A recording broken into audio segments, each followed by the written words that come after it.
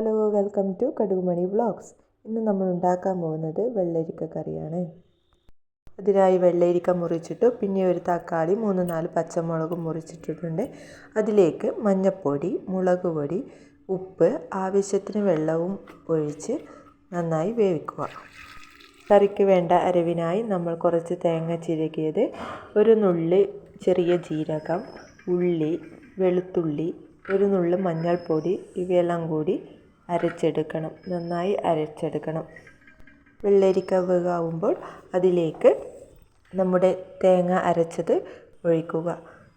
തേങ്ങ അരച്ചത് ഒഴിച്ചിട്ടുണ്ട്. നന്നായി തിളച്ച് വരണം.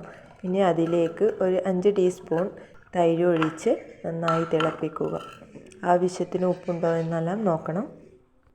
അങ്ങനെ നമ്മുടെ കറി റെഡിയായി വരികയാണ്.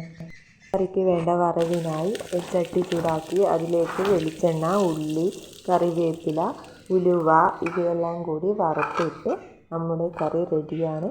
നല്ല ഒരു അടിപൊളി കറി റെഡിയായി വന്നിട്ടുണ്ട്. എല്ലാവരും സബ്സ്ക്രൈബ് ചെയ്യുക, ലൈക്ക് ചെയ്യുക. പുതിയ വീഡിയോയുമായി വരുന്നത് വരെ ബൈ.